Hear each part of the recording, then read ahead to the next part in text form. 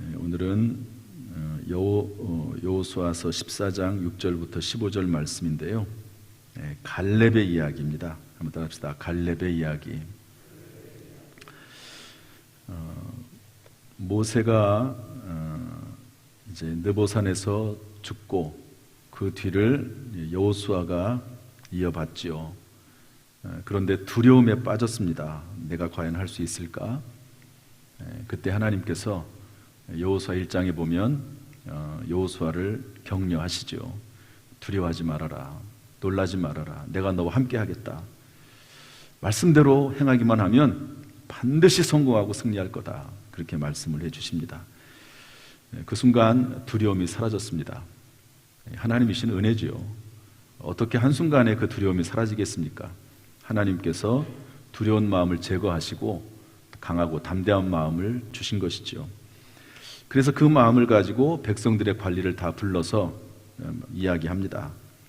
우리가 한 뜻이 되어서 하나님이 약속하신 땅에 들어가자.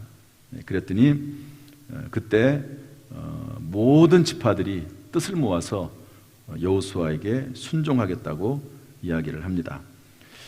그래서 요단강을 건너지요. 요단강을 법궤를 앞세우고 요단강을 건너고 그 요단강 가운데에 있는 돌 12개를 취해서 이스라엘의 진이라고 할 수 있는 길갈에다가 세워 놓습니다.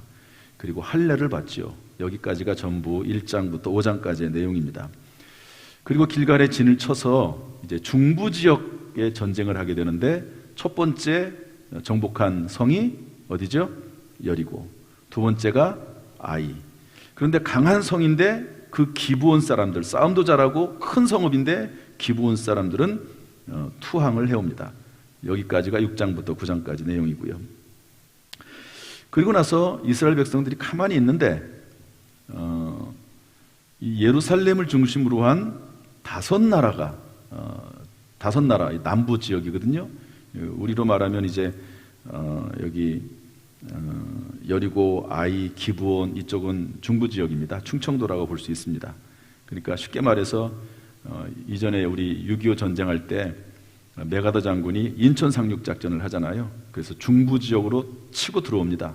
그래가지고 거기서부터 북쪽으로, 남쪽으로 해서 또 북한을 고립시키고 북쪽군을 그랬던 것처럼 이제 길갈이 딱 중부거든요. 그 중부 지역에 딱 들어와서 여리고성, 아이성, 또 기브온 이 지역을 장악을 하죠. 중부 지역을 장악을 하죠. 그리고 나서 남부 사람들이 가만히 있는데 남부 사람 이거 많이 울리거든요. 누가 좀 조절을 좀 해주세요. 이 모니터 스피커가 상당히 울리니까 좀 조절을 해주세요. 그러고 있는데 예루살렘 왕과 예루살렘 왕 아도니세덱이라고 하는 왕이 다른 네 나라 왕을과 연합을 해서 이스라엘을 공격해 옵니다. 그런데 이스라엘을 직접 공격하지는 못하고 기브온 사람들을 공격을 하지요. 그래가지고 기브온 사람들이 이스라엘에게 도움을 요청을 하니까 밤새 달려가서 예루살렘 왕을 중심으로 한 네 나라를 전부 정복합니다. 이것이 10장의 이야기고요. 그리고 났더니 이 북쪽에 있는 사람들, 하소르 왕 야빈을 중심으로 해서 북쪽에 있는 거의 모든 나라 사람들이 이스라엘을 공격합니다. 그래서 메롬이라고 하는 곳에서 전투를 벌이죠. 이게 11장인데 여기에서 또 이스라엘이 완전히 이기게 되는 거죠.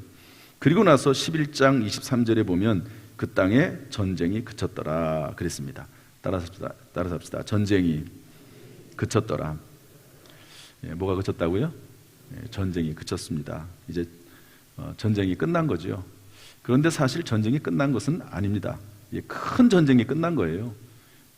중부 지역을 장악을 하고 그 남부 지역 연합군을 무찌르고 북부 지역 연합군을 무찔렀기 때문에 쉽게 말해서 이제 남쪽, 북쪽, 중부 지역의 뭐랄까요, 힘이 뭐 완전히 약화가 된 겁니다. 완전히 뭐 더 이상 이스라엘에게 대적할 수 없을 정도로 약화가 됐습니다. 그리고 나서 이스라엘 사람들은 군대들은 다시 길갈로 돌아왔거든요. 지금 그 상태입니다. 그리고 나서 돌아와 가지고는 무엇을 했냐면 땅을 분배를 했습니다. 요단 동쪽, 요단강을 건너서 왔잖아요. 그런데 요단강 동쪽에 우리는 남아있겠다. 이런 사람들이 있었습니다. 르우벤 지파, 갓 지파, 므낫세 반 지파. 여러분, 므낫세 지파는 어떤 지파죠? 요셉의 큰아들입니다. 그래서 요셉의 아들은 므낫세와 에브라임이 있는데 요셉 한 지파이지만 그 요셉 지파가 워낙 강성하기 때문에 두 아들이 각각 한 지파를 이루게 되죠. 그래서 13지파가 되지 않습니까? 그런데 레위 지파는 빠져요. 왜냐하면 레위 지파는 땅을 분배하지 않습니다. 성전 업무를 감당하고 영적 사역을 감당을 하는데 레위 지파는 빠져요. 그리고 나서 요단 동쪽은 모세가 땅 분배를 이미 마쳤습니다. 그리고 전쟁 끝나고 다시 돌아가게 되고요. 요단 서쪽은 9지파와 므낫세 반 지파에게 분배를 하는데 역시 여기도 레위 지파는 분배하지 않습니다. 제사 업무를 맡고 있고 영적 사역을 맡고 있기 때문에 그렇죠. 여러분, 레위 지파가 땅을 분배받지 않았다고 해서 땅이 없는 것이 아닙니다. 레위 지파는 어느 한 지역에 이렇게 뭉쳐 있지 않고 레위 지파는 이스라엘 12개 지파 전역에 흩어났습니다. 왜냐하면 영적 사역을 해야 되니까, 영적 사업을 해야 되고 제사 업무를 해야 되고 그 이스라엘 백성들에게 하나님의 말씀을 가르치고 하는 역할을 해야 되기 때문에 이 레위 지파를 다 분산을 시켜놨습니다. 그래서 레위 지파는 14장 4절에 보면은요, 거주할 성읍이 따로 있습니다. 따로 있는데 지파마다 있어요. 지파에 또 한 군데도 아니고 지파 곳곳에 거주할 성읍을 많이 뒀습니다. 레위 지파는 다 흩어진 거죠. 구약 성경에 이제 그 레위 지파에 대해서 그 아버지 이삭이 야곱이 축복할 때 레위 지파에 대한 내용이 나오거든요. 레위 지파가 다 흩어진다고 되어 있습니다. 그 말 그대로 정말 레위 지파가 다 흩어져요. 전체 지역에 다 흩어져서 살고 거기에다가 거주할 성읍을 줍니다. 그리고 가축과 제산을 위한 목초지를 준다고 거기 14장 4절에 그렇게 되어 있습니다. 그러니까 레위 지파는 뭐 땅이 아예 없다, 또 뭐 재산이 없다, 그것도 아닙니다. 가축이나 제산을 위한 목초지를 준 것이죠. 어쨌든 이렇게 땅을 분배를 요단 동쪽에도 하고 요단 서쪽에도 다 마쳤습니다. 그런데 오늘 제가 전하고 싶은 이야기 중에 하나가 뭐냐, 그런데 전쟁은 끝났어요. 이미 북쪽이나 남쪽이나 뭐 더 이상 일어설 수 있는 능력이 다 상실이 됐습니다. 완전히 이스라엘 백성들에게 너무너무 큰 타격을 입었거든요. 그런데 길갈에 다시 돌아와서는 유다 지파하고 에브라임 지파하고 므낫세 반 지파는 전쟁하러 다시, 그 무슨 말이냐면 이미 완전히 다 소멸된 그 지역들에 실제적으로 들어가야 되잖아요. 실제적으로 들어가서 거주해서 살면서 그 땅을 경작을 하고 또 그리고 자손을 퍼뜨리고 또 그리고 거기에 남아있는 그 족속들이 또 있거든요. 소부족들, 족속들, 이런 사람들을 완전히 내쫓아야 되는 역할을 해야 되는데 유다 지파, 에브라임 지파, 므낫세 반 지파 외에는 그런 일을 안 하는 거예요. 이 부분 한번 읽어봅시다. 여호수아 18장 3절인데 한번 읽어봅시다. 여호수아 18장 1절부터 3절 말씀 한번 읽어보겠습니다. 1절부터 3절까지 여호수아 18장 1절부터 3절 다 같이 시작. 이스라엘 자손의 온 회중이 실로에 모여서 거기에 회막을 세웠으며 그 땅은 그들 앞에서 돌아와 정복되었더라. 그러나 이스라엘 자손 중에 그 기업의 분배를 받지 못한 자가 아직도 7지파라. 여호수아가 이스라엘 자손에게 이르되 너희가 너희 조상의 하나님 여호와께서 너희에게 주신 땅을 점령하러 가기를 어느 때까지 지체하겠는가. 여러분이 앞부분에 보면 유다 지파하고 에브라임 지파 이런 데는요, 모세에게 찾아와 가지고 땅을 분배해달라 이렇게 얘기합니다. 그리고 제비 뽑아서 땅을 분배받아요.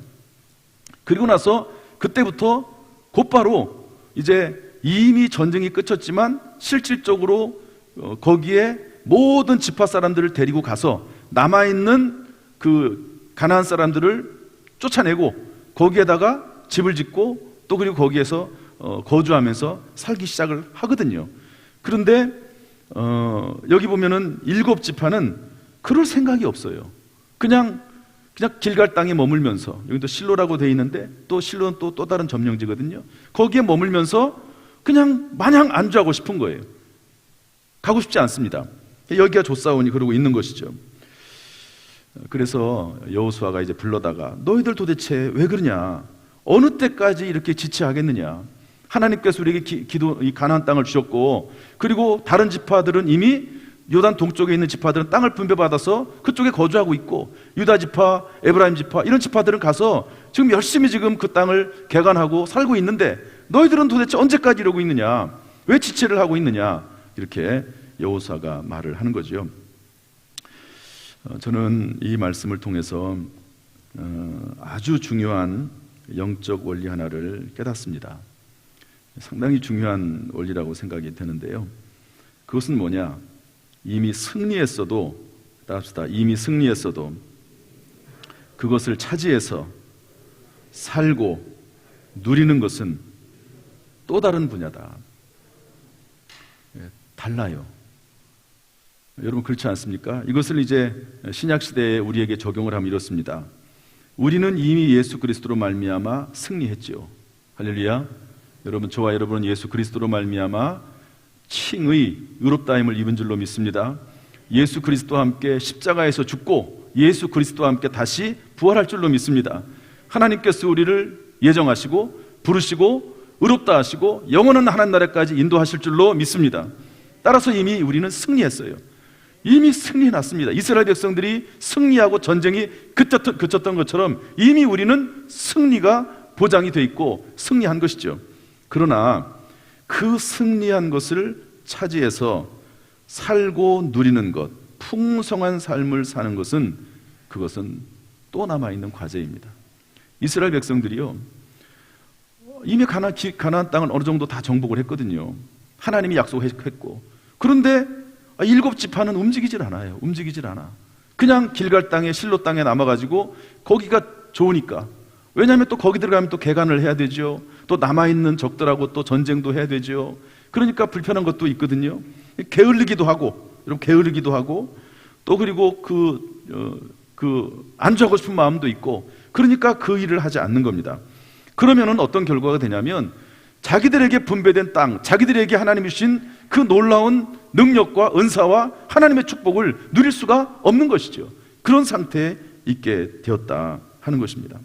그런데 오늘 읽은 말씀 중에 보면 전쟁에서 승리하고 그 승리를 차지해서 살고 누리는 한 사람이 나옵니다. 그게 누구냐면 갈렙입니다. 갈렙. 여러분 갈렙은 누구죠? 40년 전, 이제 45년 전이죠. 45년 전. 그러니까 40년 동안 광야 생활을 하고 5년 동안 전쟁을 했거든요. 여러분 여호수아나 갈렙이 나이가 40살입니다. 40살 때 이제 그 광야 생활을 시작을 했거든요. 그리고 80살 때 이제 가나안 땅에 들어갔습니다. 그리고 지금 85세니까 5년 동안 전쟁을 한 거예요. 5년 동안. 그리고 나서 5년 전쟁이 어느 정도 마무리가 되고 나서 그 정탐꾼 중 하나였던 가데스 바네아에서 여호수아와 함께 정탐꾼으로 갔던 12명의 정탐꾼 중에서 2사람입니다. 그때 여호수아와 갈렙이 하나님에게 보고를 긍정적인 보고를 하죠. 믿음으로 보고를 합니다. 그때 사람이 갈렙입니다. 그리고 나서 나중에 여호수아는 모세의 뒤를 이어서 지도자가 됩니다. 최고 지도자가 됩니다. 그리고 갈렙은 제2인자가 되죠. 그리고 그 2인자의 자리를 정말 성실하게 지킵니다. 5년 동안 여호수아를 철저하게 돕고 여호수아와 함께 이 가나안 땅을 정복하는 일에 최선을 다하고 끝까지 성실하고 불평 없이 그 일을 감당했던 사람이 갈렙입니다. 그런데 그 갈렙이 오늘 성경 말씀을 통해서 볼 때 정말 놀라운 축복을 누렸어요. 풍성한 삶을 누렸습니다. 다른 지파하고 달리, 또 다른 지파 중에서 유다와 또 에브라임 지파와도 또 달리 아주 너무너무 진취적이고 그리고 적극적이고, 그러면서 본인들에게 그 지파에 분배되지 않은 또 다른 땅을 요구하면서, 왜냐하면 그때 이 여호수아의 갈렙에게 약속한 모세 약속이 있거든요. 나에게 특별히 더 주기로 한 땅이 있지 않습니까? 그 땅을 나에게 주십시오. 그러면서 그 땅을 달라고 하는데 그 땅이 뭐냐면 헤브론입니다. 헤브론은 어떤 지역이냐면 아낙 자손이 있는 땅입니다. 아낙 자손은 뭐냐면 거인들이 사는 땅이거든요. 이스라엘 백성들이 가데스 바나에서 정탐꾼을 파송했을 때 왜 두려워했죠? 아낙 사람들 때문에 두려워했습니다. 이 사람들이 너무 키가 크고 장대하고 도저히 이 사람들에 비해서 우리는 메뚜기다라고 다른 10명의 정탐꾼들이 얘기했잖아요. 그런데 그 아낙 사람들이 있는, 그 중에서도 가장 강력한 아낙 사람들이 있는 그 땅을 달라고 얘기합니다. 헤브론입니다. 나중에 헤브론은 어떤 지역이 되냐면 다윗이 이제 그쪽에 와서 수도를 세우고 이제 전체 왕이 되기 전에 그곳이 헤브론이 되는데요. 그 땅을 달라고 얘기해요. 그리고 그 땅을 정복합니다. 그때 나이가 몇 살이냐? 85세입니다. 85세에 그 땅을 정복하게 되죠. 그때는 뭐 오래 살았나 보다. 그게 아닙니다. 물론 하나님께서 여호수아가 갈렙에게 건강을 주셔서 그렇지만 그때 나이는 지금보다 평균 수명이 훨씬 작습니다. 40세도 안 된다는 그런 이야기도 있습니다. 어쨌든 그런 갈렙인데 어떤 풍성한 삶을 누리게 되냐, 그 이후로 한번 말씀을 보겠습니다. 우리 14장 7절 말씀 다 같이 읽어보겠습니다. 14장 7절 다 같이 시작. 내 나이 40세에 여호와의 종 모세가 가데스바네아에서 나를 보내어 이 땅을 정탐하게 하였으므로 내가 성실한 마음으로 그에게 보고하였고. 순서가 바뀌었어요. 잠시. 뭘 보냐면 우리 10절 먼저 보겠습니다. 10절 다 같이 10절 시작. 이제 보소서, 여호와께서 이 말씀을 모세에게 이르신 때로부터 이스라엘 광야에서 방황한 이 45년 동안을 여호와께서 말씀하신 대로 나를 생존하게 하셨나이다. 오늘 내가 85세로 돼. 첫 번째는 뭐냐면 생존하게 하셨다는 겁니다. 여러분, 그 광야에서 이제 20세 이상의 모든 남자들은 다 죽지 않습니까? 그런데 하나님께서 생존하게 하셨어요. 이런 축복을 받은 거죠. 이제 이 이야기를 마치고 제가 어떻게 했는지를 제가 말씀드리는데, 생존하게 85세까지 생존하게 하셨고, 그 다음에 11절 말씀 읽어보겠습니다. 11절 말씀 다 같이 시작. 모세가 나를 보내던 날과 같이 오늘도 내가 여전히 강건하니 내 힘이 그때나 지금이나 같아서 싸움에나 출입에 감당할 수 있으니. 두 번째 하나님 주신 축복은 뭐냐? 풍성한 삶은 뭐냐? 강건하다. 생존하게 하셨고, 여러분, 사람이 살기만 한다고 좋은 건 아니잖아요. 건강해야죠. 그런데 건강하고, 그리고 힘이 지금이나 그때나 같아서 모든 전쟁에 임할 수 있는 능력이, 감당할 수 있는 힘이 나에게 있습니다. 그렇게 이야기하고 있습니다. 이런 은혜를 받았죠. 축복을 받았죠. 그 다음에 14절 말씀 보겠습니다. 14절 시작. 헤브론이 그니스 사람 여분네 아들 갈렙의 기업이 되어 오늘까지 이르렀으니 이는 그가 이스라엘 하나님 여호와께 충성하였습니다. 기업이 됐다는 거죠. 그래서 여러분, 다른 어떤 지파들에 비해서, 지파들 사람들과 비해서 이 갈렙은 정말로 하나님이 주시는 이 풍성한 삶, 또 그런 삶을 누릴 수가 있었는데, 그 삶이 뭡니까? 생존하고 강건하고, 그리고 모든 것을 감당할 수 있는 힘이 있고, 그리고 하나님께서 헤브론이라고 하는 엄청난 땅을 하나님께서 주셨다 하는 겁니다. 이것이 풍성한 삶이죠. 여러분, 하나님께서는 우리가 예수 그리스도를 믿은 이후에, 영적 전쟁에 승리한 이후에, 하나님의 자녀가 된 이후에 이러한 복들을, 하늘의 신령한 복을 받은 우리에게 이러한 복, 성경은 분명히 말씀하고 있습니다. 금생과 내세에, 현세와 내세에 하나님께서 복을 주겠다고 약속의 말씀을 해주고 계시거든요. 여러분, 그러므로 이러한 풍성한 삶이 우리 가운데 늘 기대가 되고 또 우리의 삶 가운데 이루어질 수 있기를 주님의 이름으로 축복합니다. 그런데 그게 어떻게 가능했느냐 하는 것이 중요하죠. 우리 아까 읽었던 7절 말씀 다 같이 읽어보겠습니다. 7절 다 같이 시작. 내 나이 40세에 여호와의 종 모세가 가데스바네아에서 나를 보내어 이 땅을 정탐하게 하였으므로 내가 성실한 마음으로 그에게 보고하였고. 첫 번째는 뭐냐면 성실입니다. 따릅시다. 성실. 두 번째 8절 말씀 읽어보겠습니다. 시작. 나와 함께 올라갔던 내 형제들은 백성의 간담을 높게 하였으나 나는 내 하나님 여호와께 충성하였으므로. 따릅시다. 충성.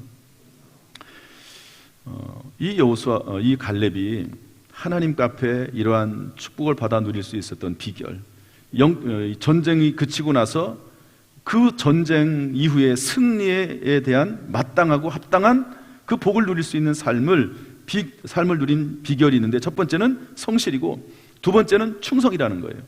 그런데 여기 보면 참 재밌는 표현이 나옵니다. 뭐라고 되어 있냐면 7절에 보면 내가 성실한 마음으로 그에게 보고하였고 이렇게 되어 있습니다. 누구에게 보고했다고요? 그에게. 그는 누구죠? 모세입니다. 모세에게 성실한 마음으로 보고했다는 겁니다. 여러분, 모세가 여호수아와 갈렙과 12명의 지파를 보냈잖아요. 그러니까 그 모세가 보낸 겁니다. 정탐꾼으로. 그러니까 그 자기를 정탐꾼으로 보낸 그 모세에게 성실하게 보고했다는 겁니다. 모세에게. 그리고 나서 8절에 보면 뭐라고 되어 있냐면 충성했는데 나는 내 하나님 여호와께 충성하였으며, 답시다. 하나님 여호와께 충성했다는 거예요. 그러니까 모세에게, 본인을 정탐꾼으로 보낸 모세에게 성실하게 보고했고, 사람에게 최선을 다한 겁니다. 자기의 지도자에게 최선을 다한 겁니다. 성실하게 한 겁니다. 그리고 뿐만 아니라 하나님에게 충성했다는 것이죠. 여러분, 하나님에게 충성하는 것과 하나님이 세우신 지도자에게 충성하는 것은 같은 말입니다. 사실은 그게 같은 말이에요. 여러분, 하나님께서 모세 같은 지도자를 세웠습니다. 여호수아 같은 지도자를 세웠어요. 그러면 하나님이 세우신 사람으로 인정을 하고 최대한도로 그를 도와서 하나님의 뜻을 이루도록 하는 것이 하나님의 뜻입니다. 그것이 하나님에게 충성하는 것이죠. 이것을 여호수아가 했고, 그리고 갈렙이 했습니다. 참 이분들이 훌륭해요. 여러분, 예수님께서 뭐라고 되어 있냐면 하나님과 사람에게 사랑스러웠다고 되어 있습니다. 어렸을 때부터. 또 고르반 비유가 있죠. 하나님께 드린 바 되었다고 말을 하면서 부모에게 드릴 것을 부모님께 드리지 않고 하나님에게 드렸기 때문에 괜찮다. 여기에 대해서 예수님 뭐라고 말씀하시죠? 아니다. 하나님에게 드릴 것은 하나님에게 드리고 사람에게 드릴 것, 부모에게 드릴 것은 부모에게 드리는 것이 하나님의 뜻이라고 분명히 이야기하고 있습니다. 여호수아는 40년간 모세에게 충성했습니다. 여러분, 광야 생활 40년 동안 여호수아가 한 일을 보면 참 놀랐습니다. 여러분, 모세는 아멜렉과 싸울 때 기도하죠. 산에 올라가서. 그때 여호수아는 뭐 했습니까? 적과 싸웠습니다. 그리고 모세가 성막에 들어가서 열심히 기도하고 하나님 음성을 들을 때 그 자리에서 여호수아는 지켰습니다.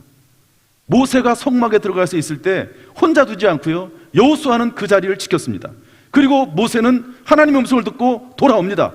그럼에도 불구하고 여호수아는 그 자리에 남아서 모든 뒷정리를 다 하고, 그리고 거기에 남아있고, 그리고 돌아옵니다. 참 이 모세도 훌륭하지만 여호수아도 훌륭합니다. 여호수아는 하나님에게만 충성한 게 아닙니다. 여호수아는 하나님이 세우신 지도자에게 충성할 줄 알았습니다. 성실하게 할 줄 알았습니다. 그것을 보고 하나님께서는 여호수아를 지도자로 삼으신 것이죠. 갈렙도 훌륭해요. 갈렙도 훌륭합니다. 그런데 하나님께서는 어떤 면에서 볼 때는 좀 더 성실하고 좀 더 충성스러웠던 여호수아를 하나님께서 최고 지도자로 삼았다, 이렇게 볼 수가 있습니다. 사랑하는 성도 여러분, 이것은 오늘날 우리에게 그대로 적용이 됩니다. 어떤 사람이 여호수아와 갈렙 같은 복을 최종적으로 받아 누립니까? 그것은 사람에게 성실해야 돼요. 사람에게. 그리고 특별히 지도자에게 성실해야 됩니다. 하나님이 세우신 믿음의 사람, 지도자라고 하면 그 지도자에게 성실한 사람이 하나님께 인정받지 않겠습니까? 어떤 사람들은 하나님에게 충성한다고 하나님이 세우신 지도자에게 불손하게 대하고 함부로 대하고 이런 사람들이 있어요. 하나님이 절대로 기뻐하지 않습니다. 어떻게 그런 사람이 믿음 있다고 할 수 있겠습니까? 믿음 있는 사람이 아닌 것이죠. 정말로 하나님을 섬기는 사람은, 충성하는 사람은 하나님의 사람에게 함부로 하지 않습니다. 하나님이 세우신 지도자에게 함부로 하지 않는 것이죠. 하나님의 사람에게 충성하는 것, 섬기는 것이 곧 하나님에게 충성하는 것이다 하는 것을 알 수가 있습니다. 저는 부목사 초기 때 이걸 잘 몰랐어요. 저는 부목사 초기 때 이걸 잘 몰랐습니다. 지금 생각해보면 참 너무 그때 담임 목사님에게 너무 미안해요. 제가 처음 목회지를 했을 때가 이제 도남동 교회라고 지금은 본교회로 되어 있습니다. 큰 교회입니다. 거기에서 전도사부터 시작을 했습니다. 그래서 그 교회에서 전도사로 이제 시작을 해서 거기서 목사 안수를 받았어요. 거기에서는 물론 저는 그때는 뭐 엄청난 열정이 있었죠. 정말 뜨겁죠. 이제 전도사 시취 받고 열심을 하고. 그런데 그 목사님이 참 착했어요. 정말 착하신 분이고 참 인격적인 분이셨습니다. 그런데 제가 그걸 몰랐어요. 부교육자들에게 참 선하게 대하고 착하게 대하고 인격적으로 대하면 그러면 그럴수록 더 오히려 잘해드리고 더 충성하고 더 성실하게 했어야 되는데 그것을 못했어요. 참 그게 제가 걸리는 겁니다. 그리고 나서 나중에 제가 깨닫고 그분하고 늘 이제 서로 소통을 하죠. 그분이 저의 목회 멘토입니다. 그래서 어려운 일이 있을 때, 힘든 일이 있을 때 제가 그분에게 전화를 해요. 요즘은 어려운 일, 힘든 일이 없으니까 전화를 안 드리는 그런 경향도 있는데 그분이 저의 멘토가 돼서 그분이 또 성실하게 이야기를 해주시고 같이 지금도 교제를 합니다. 갈렙은 사람에게, 특별히 지도자에게 성실했습니다. 그리고 하나님에게 충성했습니다. 이런 모습을 보고 하나님께서는 갈렙을 세우시고 여호수아를 세우신 것이죠. 여러분, 직장에서도 마찬가지입니다. 직장에서 직장 상사에게 성실하지 못한 사람, 어떻게 그 사람이 쓰임 받겠습니까? 직장 상사에게 인정받지 못하는 사람, 물론 직장 상사가 좀 악한 사람이거나 그런 사람일 수 있어요. 그러나 그럼에도 불구하고 직장 상사가 악하다 할지라도 그런 악한 자까지도 인정해 줄 수 있는 그런 사람이 될 수 있다고 하면 얼마나 그것이 복된 일이고 정말 그리스도인다운 모습이겠습니까? 그래서 이렇게 승리했는데 그 승리의 삶을 차지하고 누릴 수 있었던 비결은 성실했다는 겁니다. 사람에게, 지도자에게 충성했다는 겁니다. 하나님에게. 이 두 가지가 완성이 됐을 때 하나님께서는 그 사람을 크게 쓰시는 겁니다. 자기는 하나님에게 충성한다고 하면서 사람에게는 인정받지 못하고 늘 부딪히기나 하고 그리고 자기 주장만 하고 그런 사람은요 쓰임받을 수가 없습니다. 교회 내에서 오히려 문제가 되는 사람이 될 수 있는 것이죠. 그러므로 여러분 예수님 말씀하신 예수님처럼 하나님과 사람에게 함께 사랑스러워가는 그런 저와 여러분 될 수 있기를 주님의 이름으로 축복합니다. 다 완전하지는 못하지요. 그러나 이러한 방향성은 가지고 있어야 됩니다. 방향성은. 이런 마음은 가지고 있어야 돼요. 무엇이 내가 신앙인으로 살아가야 될지 그 방향성은 분명해야 됩니다. 이런 모습이 우리 가운데 있기를 주님의 이름으로 축원합니다. 세 번째로 하나님께서 갈렙을 이렇게 복 주신 이유는 하나 번 더 보겠습니다. 12절 말씀인데 다 같이 읽어보죠. 12절 다 같이 시작. 그날에 여호와께서 말씀하신 이 산지를 지금 내게 주소서. 당신도 그날에 들으셨거니와 그곳에는 아낙 사람이 있고 그 성읍들은 크고 견고할지라도 여호와께서 나와 함께 하시면 내가 여호와께서 말씀하신 대로 그들을 쫓아내리이다. 이렇게 갈렙이 성실하고 충성했던 그 밑 배경은 뭐냐면요, 말씀입니다. 하나님의 말씀. 하나님의 말씀이 근거가 돼서 그렇게 한 것이죠. 여러분, 왜 모세에게 충성합니까? 하나님이 세우신 지도자니까, 하나님 말씀에 그렇게 돼 있으니까 하는 겁니다. 왜 하나님께 충성합니까?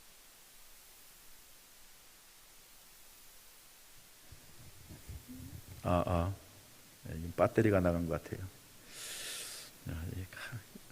하기사 뭐 나갈 때가 근데 지금밖에 없습니다. 설교할 때나 사용하는 거니까 나갈 때가 지금밖에 없어요. 할렐루야. 네. 그래서 말씀하신 대로 아낙 사람보다 크고 견고한 성읍보다 하나님의 말씀을 더 신뢰한 겁니다. 여러분, 아낙 사람들이 가데스 바네아에 있을 때는 크고 두려워서 전부 다 우리는 뭐라고 그랬죠? 우리는 메뚜기 같다고 했습니다. 그런데 여호수아 갈렙은 뭐라고 했죠? 그들은 우리의 밥이다 그랬습니다.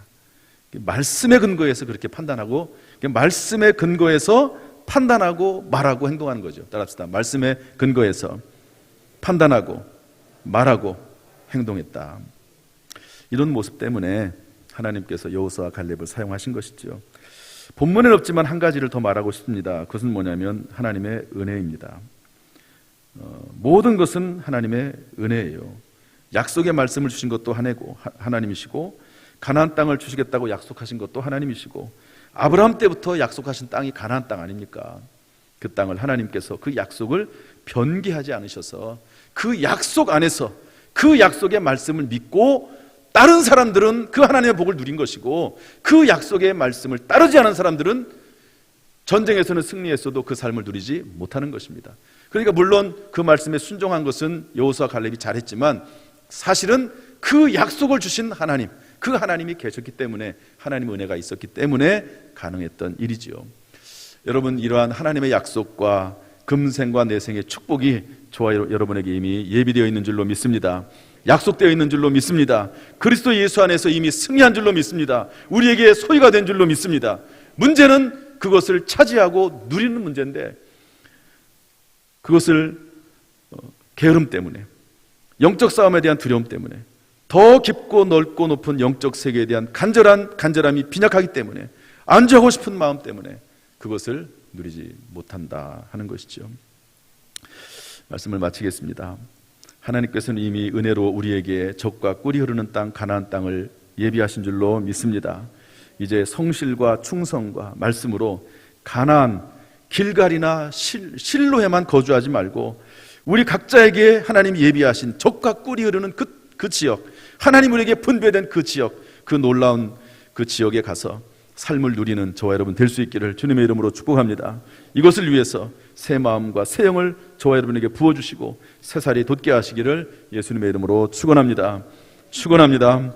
기도하겠습니다.